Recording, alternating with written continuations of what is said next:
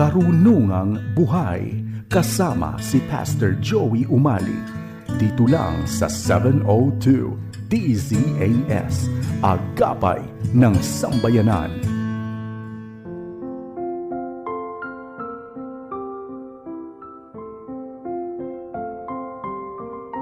Pastor Joey Umali, samahan mo kami rito sa Karunungang Buhay. Isang mapagpalang araw sa iyo, kaibigan. Purihin ang Panginoon sa muli nating pagniniig dito sa ating lingguhang programang Karunungang Buhay. Bago tayo magpatuloy, nais kong batiin ang samahan ng mga pastor, diakonisa at women workers ng mga United Methodist Church sa Malolos, Kalumpit, Paumbong at Hagunoy sa pangunguna ng Pangulo ng kanilang samahan na si Pastor April Villarreal. Shout out din sa ating mga taga-subaybay na sina Jocelyn Layug Buluran, Marilu Deloria, Tobias Mercado Los Biminda, Pastor Marcel Tangilan, Pastor Manny Santiago at Edwina Guevara. Pagbati rin kay Nilo de Castro at iba pang mga taga Kalison, Kalumpit, Bulacan na sumusubaybay sa ating programa.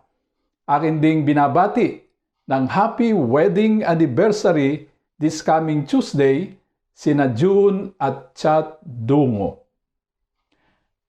Kapag ipinahayag ng Diyos ang kanyang sarili sa pamamagitan ng himala, may malalalim siyang itinuturo sa atin bilang mga mananampalataya.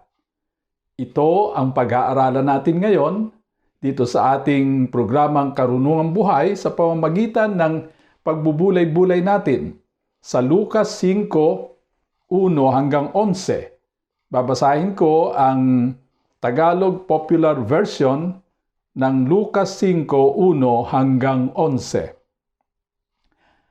Samantalang si Jesus ay nakatayo sa baybay ng lawa ng Genesaret, at habang nag-uunahang palapit sa kanya ang mga tao upang makinig sa salita ng Diyos, nakita niya ang 2 bangkang nakadaong sa tabi ng lawa. Wala na sa mga bangka ang mga mangingisda dahil naguhugas na ng kanilang mga lambat. Sinakyan niya ang bangka na pag-aari ni Simon. Hiniling niya kay Simon na sumagwa ng kaunti palayo sa lupa. Umupo siya at nagturo sa mga tao mula sa bangka. Nang matapos siyang magsalita, sinabi niya kay Simon, "Dumako kayo sa malalim at ihulog ninyo ang inyong mga lambat upang makahuli." Sumagot si Simon, "Ginoo, buong magdamag po kaming nagtiyaga, ngunit wala kaming nahuli. Subalit dahil sa inyong utos, ihuhulog ko ang lambat." Pagkagawa nila nito, nakahuli sila ng napakaraming isda na halos ikapunit ng kanilang mga lambat.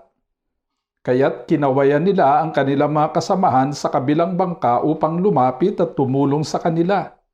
Lumapit nga ang mga ito at pinuno nila ang 2 bangka hanggang sa halos lumubog na ang mga ito. Nang makita ito ni Simon Pedro, lumuhod siya sa harap ni Jesus habang sinasabi, "Lumayo po kayo sa akin, Panginoon, sapagkat ako'y taong makasalanan." Sapagkat siya at ang lahat ng kanyang mga kasama ay namangha dahil sa nahuli nilang mga isda. Gayun din ang mga anak ni Zebedeo na sina Santiago at Juan na mga kasosyo ni Simon. Sinabi ni Jesus kay Simon, "Huwag kang matakot. Mula ngayon, ikaw ay magiging tagapangisda na ng mga tao." Nang maidaong na nila sa lupa ang mga bangka, iniwan nila ang lahat at sumunod kay Jesus. Hindi ito ang unang pagkakataon na nakaharap ni Jesus si Pedro. Ang unay, nung dalhin siya kay Jesus ng kapatid niyang si Andres, na noon ay disipulo ni Juan Bautista. Alam niyo, narinig ni Andres ang tinura ni Juan Bautista na si Jesus ang kordero ng Diyos. At itong sina Andres at iba pang mga tagasunod ni Juan Bautista, sila ay pumunta sa tinitirhan ni Jesus. At doon talagang naging malinaw kay Andres na itong kaharap nila, si Jesus, ang siyang kordero ng Diyos. Kaya ang ginawa ni Andres ay pinuntahan niya ang kanyang kapatid na si Pedro at sinabi niyang, nakita na namin ang Mesyas. At si Pedro noon ay kilala sa pangalang Simon. At doon sa unang paghaharap ni Pedro at ni Jesus, sinabi ni Jesus kay Simon, sabi niya, ikaw ay tatawaging Pedro. Nang ibig sabihin ay bato. Mababasa po natin ito sa Juan 1:42. Dito sa kasaysayang ating pinagbubulay-bulay, saan man pumunta si Jesus ay dinudumog siya ng napakaraming mga tao upang makinig sa kanyang sermon. At dito sa kasaysayang ating pinag-aaralan, ang tabing dagat ay naging simbahan at ang bangka ni Pedro ay naging pulpito.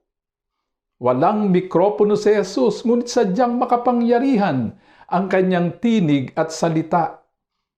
Anumang lugar na tuntungan ni Jesus ay nagiging banal. Saan man siya pumunta ay nagiging simbahan. Kaya't ang simbahan ay hindi gusali.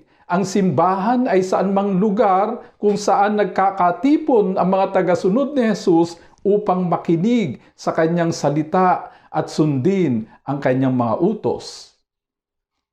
Dahil sa COVID-19 pandemic, ipinagbawal ng gobyerno ang malakihang pagtitipon sa mga simbahan. Bunga nito, ang mga pagsamba, pag-aaral ng Biblia, panalanginan at iba pang mga gawaing pangsimbahan ay sinimulang gawin sa mga tahanan. Kung kaya't naging simbahan ang mga tahanan. Ang Diyos ay sinasamba ngayon saan man dako sa espiritu at katotohanan. Kaya naganap sa ating panahon ang winika ni Jesus sa Juan 4:23 at 24. Ngunit ang oras ay dumarating at ngayon na nga, kung saan ang mga tunay na sumasamba ay sasamba sa Ama sa espiritu at sa katotohanan, sapagkat ganito ang hinahanap ng Ama na sasamba sa Kanya. Ang Diyos ay espiritu at ang mga sumasamba sa Kanya ay dapat sumasamba sa espiritu at katotohanan. May ginawang himala si Jesus. Si Pedro at iba pang mga bihasang mangingisda ay magdamag na ng huli, ngunit wala silang nahuli isa mang isda. Inutusan ni Jesus si Pedro na ihagis ang kanyang lambat. Alam nyo, si Pedro ay isang bihasang mangingisda. Alam niya na kapag sa gabi ay walang nahuling isda, ay lalong walang mahuhuling isda sa kinaumagahan. Ngunit sa kabila ng kanyang pag-aalinlangan na wala silang mahuhuling isda, inihagis ni Pedro ang lambat bilang pagsunod sa utos ni Jesus. At akalain mo, yung mga isdang naruroon ay parang kusang nagsipasok, una-unahang nagsipasok doon sa kanilang mga lambat. Kung kaya't halos mapunit ang mga lambat at yung dalawang bangkang pinaglagyan ng mga nahuli nilang isda ay halos lumubog sa dami ng huli. Kapag may revelation ang Diyos na katulad ng paggawa ng himala, may mga bagay na nangyayari. Tatlong mahalagang bagay na nangyayari. Una, ipinakikita ng Diyos kung sino siya. Nang masaksihan ni Pedro ang nangyaring himala, lumuhod siya sa harap ni Jesus at tinawag niya itong Panginoon. Samantalang bago mangyari ang himalang ito, ang tawag lamang niya kay Jesus ay Ginoo. Namangha si Pedro at ang mga kasama niyang mangingisda na nakasaksi sa pangyayari. Wika doon sa verse 9, sapagkat siya at ang lahat ng kanyang mga kasama ay namangha dahil sa nahuli nilang mga isda. Ganito ang pagkakasulat sa New Living Translation. Peter was awe-struck. Ang awe ay damdamin ng paggalang na may magkahalong pagkatakot at pagkamangha. Isa pang terminong ginagamit dito ay reverential fear na iniuukol lamang sa Diyos. Natakot ang mga Hudyo ay natatakot na makita ang Diyos ng mukhaan, sapagkat ang paniwala nila, sino mang makakita sa Diyos ng mukhaan ay mamamatay. Sa lumang tipan halimbawa, nang makita ng ina at ng ama ni Samson na si Manoah, ang Diyos, natakot sila. Ganito ang tala sa mga Hukom 13:22. At sinabi ni Manoah sa kanyang asawa, tiyak na tayo'y mamamatay sapagkat ating nakita ang Diyos. Alam nyo, natakot din si Pedro sapagkat nakita niya ang Diyos sa pamamagitan ni Jesus. Napansin ni Jesus ang pagkatakot ni Pedro kung kaya't sinabi ni Jesus doon sa verse 10 ng ating aralin, huwag kang matakot. Dahil kay Jesus. Wala rin tayong dapat ikatakot sapagkat maaari na tayong lumapit sa Diyos. Wika sa Efeso 2:18, sapagkat sa pamamagitan niya, tayo'y kapwa makakalapit sa Ama sa pamamagitan ng isang Espiritu. Ikalawa, ipinakikita ng Diyos kung sino tayo. Yung una, ipinakikita ng Diyos kung sino siya. Ikalawa, ipinakikita ng Diyos kung sino tayo.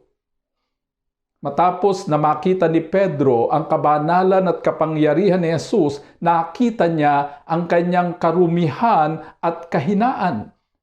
Wala siyang maaaring gawin, kundi ang lumuhod ng buong kapakumbabaan sa harap ni Jesus na kinilala niya bilang Panginoon. Sabi niya sa verse 8, nang makita ito ni Pedro, lumuhod siya sa harap ni Jesus habang sinasabi, lumayo po kayo sa akin, Panginoon, sapagkat ako'y taong makasalanan. Sa harap ni Jesus, wala tayong anumang maipagmamalaki. Pero kung ikukumpara natin ang ating sarili, ay hindi natin dapat ikumpara sa iba. Kung ikukumpara natin ang ating sarili, ikumpara natin kay Jesus at hindi kanino paman. Sapagkat alam nyo, kung ikukumpara natin ang ating sarili sa iba, makadarama pa tayo ng pagmamalaki. Pero kung ikukumpara natin ang ating sarili kay Jesus, wala tayong ibang magagawa kundi ang magpakababa. Si Paul, mayroon siyang matinding credentials. Ganito ang wika ni Paul sa Efeso 3:5 at 6. Tinuli ako ng 8 araw, akong mula sa lahi ng Israel, mula sa lipi ni Benjamin, isang tunay na Hebreo, at tungkol sa kautusan, ako'y isang Fariseo. Kung ang pag-uusapan ay sigasig, ako ay naging taga-usig ng iglesia. At tungkol naman sa katwiran ayon sa kautusan, ako ay walang kapintasan. Wow! Petmalu! Wika nga ng mga millennials, talagang lodi. Pero nang sumunod si Paul kay Jesus, hindi na niya magawang maipagmalaki ang lahat ng ito because he paled in comparison with Jesus. Ganito ang dugtong niya sa verses 7 and 8. Subalit ang mga bagay na maaari ko sanang pakinabangan ay itinuring kong kalugihan dahil kay Kristo. Sa katunayan, ang lahat ng bagay ay itinuring kong kalugihan dahil sa hindi matatawarang halaga ng pagkakilala kay Kristo Jesus na aking Panginoon. Dahil sa Kanya'y pinawalang halaga ko ang lahat ng bagay at itinuring kong basura upang makamtan ko si Kristo. Sakaling nagsisimula kang makaramdam ng pagmamalaki at pagmamayabang, ikumpara mo ang iyong sarili kay Jesus. Ang naging karanasan ni Pedro ay nauna ng naging karanasan ni Propeta Isaias. Nakita ni Isaias ang kabanalan, kaluwalhatian at kapangyarihan ng Diyos. Ganito ang tala sa Isaiah 6:1 hanggang 3. Noong taong mamatay si Haring Uzias ay nakita ko ang Panginoon na nakaupo sa isang tronong matayog at mataas at napuno ang templo ng laylayan ng kanyang damit. Sa itaas niya ay nakatayo ang mga serafin, bawat isa'y may 6 na pakpak. May 2 nakatakip sa kanyang mukha, may 2 na nakatakip sa kanyang mga paa, at may 2 na naglilipad sa kanya. At tinawag ng isa ang isa at sinabi, "Banal, banal, banal ang Panginoon ng mga hukbo. Ang buong lupa ay puno ng kanyang kaluwalhatian." Nang makita ni Isaias ang kabanalan, kaluwalhatian at kapangyarihan ng Diyos, sumunod niyang nakita ang kanyang karumihan at kahinaan. Ganito ang wika sa Isaiah 6:5, na magkagayoy sinabi ko, "Kahabag-habag ako. Ako'y napahamak sapagkat ako'y lalaking may maruming labi at ako'y naninirahan sa gitna ng bayan na may maruruming labi sapagkat nakita ng aking mga mata ang hari, ang Panginoon ng mga hukbo." Ikatlo, ipinakikita ng Diyos kung magiging sino tayo. Kaya yung una, ipinakikita ng Diyos kung sino siya. Ikalawa, ipinakikita ng Diyos kung sino tayo. Ngunit ikatlo, ipinakikita ng Diyos kung magiging sino tayo. Matapos na makita ni Pedro ang kabanalan ni Jesus bilang Diyos at ang kanyang karumihan bilang tao, nagsalita si Jesus upang ideklara kung magiging sino si Pedro.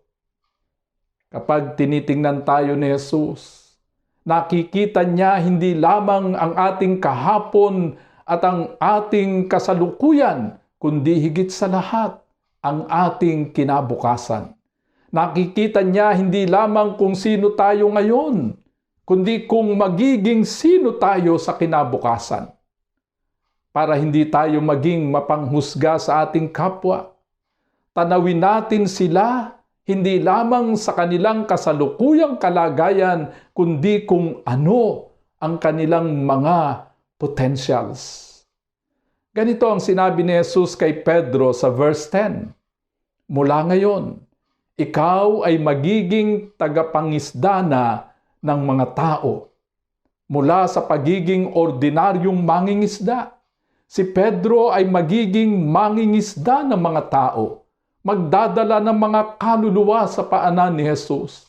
Mula sa pagiging Simon na mahina, siya'y magiging si Pedro na singtibay ng bato. Mula sa pagiging makasalanan, siya'y magiging banal at bayani ng pananampalatayang Kristiyano. Ano ang ginawa ni Jesus kay Isaias na may maruming labi upang maging isang dakilang propeta? Nilinis siya ng Diyos sa pamamagitan ng paglalapat ng baga sa kanyang dila. Binago ang takbo ng kanyang isip at pinatawad sa kanyang kasalanan. Ganito ang wika sa Isaiah 6:7. "Inilapat niya ito sa aking bibig at nagsabi, ngayong lumapat ito sa iyong mga labi, ang iyong kasamaan ay naalis na at ang iyong kasalanan ay pinatawad na." Nang magtanong ang Diyos kung sino ang kanyang susuguin para pagsabihan ng mga tao, ganito ang sagot ni Isaias sa verse 8. narito ako, suguin mo ako. Here I am, send me. Mula sa pagiging isang makasalanan, si Isaias ay isinugo ng Diyos upang maging isang dakilang propeta. May gusto pa akong pansinin tungkol sa himala ng pagkakahuli ng sangkatutak na mga isda sa kabila ng katotohanang walang nahuli isa mang isda sina Pedro ng nagdaang gabi. Utos ni Jesus kay Pedro sa Lucas 5:4, "Tumako kayo sa malalim at ihulog ninyo ang inyong mga lambat upang makahuli." May pag-aalinlangan si Pedro, ngunit nanaig ang kanyang pananampalataya. Kaya't ganito ang sinabi niya sa verse 5, "Ginoo, buong magdamag po kaming nagtiyaga, ngunit wala kaming nahuli. Subalit dahil sa inyong utos, iuhulog ko ang lambat." Dalawang bagay na mahalaga upang mangyari ang himala ng pagbabago. Una, ang pagsunod sa utos ni Jesus. Normal lang ang mag-aalinlangan paminsan-minsan. Ngunit huwag nating hayaang talunin ng ating pag-aalinlangan ang ating pananampalataya. Ang paggawa ng Diyos ng himala sa ating buhay ay depende sa alab ng ating pagsunod. Ihagis natin ang lambat ng pag-asa sa kabila ng nagdaang gabi ng kabiguan. Ikalawa, baguhin natin ang ating pamamaraan. Maraming pagkakataon na naghihintay tayo ng himala, gayong ang kailangan lamang pala'y baguhin ang nakagawiang pamamaraan upang magkaroon ng ibang resulta. Wika ni Albert Einstein, "Kabaliwan ang umasa ng kakaibang resulta kung pare-pareho rin ang ginagawang pamamaraan." Iniutos ni Jesus kay Pedro na sila'y pumalaot. Umalis sila doon sa kanilang kinalalagyan, pumunta sila doon sa mas malalim na lugar upang makahuli. At nang sundin nila ito, halos lumubog ang kanilang mga bangka sa dami ng huli.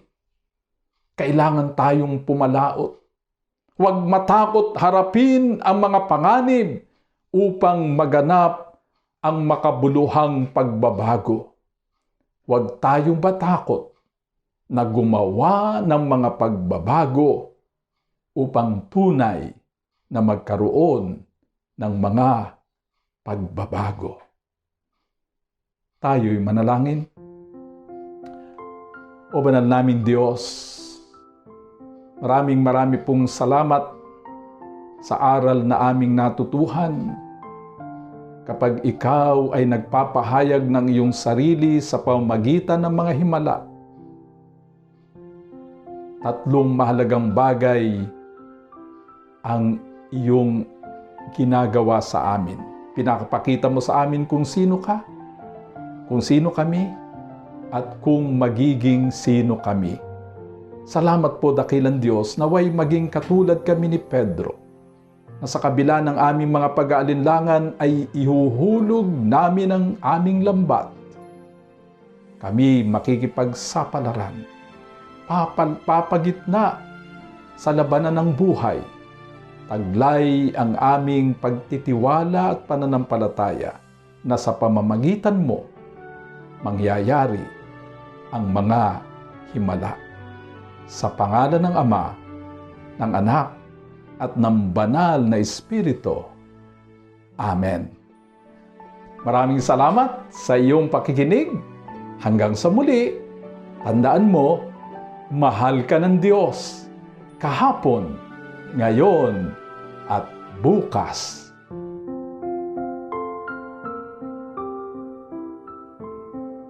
Pastor Joey Umali, nagpapasalamat sa iyong pakikinig dito sa Karunungang Buhay. Hanggang sa susunod na linggo, tandaan, ang salita ng Diyos ay karunungang buhay at tanglaw sa ating landas, isa isip at isa buhay, para sa matagumpay na pamumuhay. Inyong napakinggan si Pastor Joey Umali sa Karunungang Buhay. Tunghayan muli ang programang ito dito lang sa 702 DZAS, Agapay ng Sambayanan.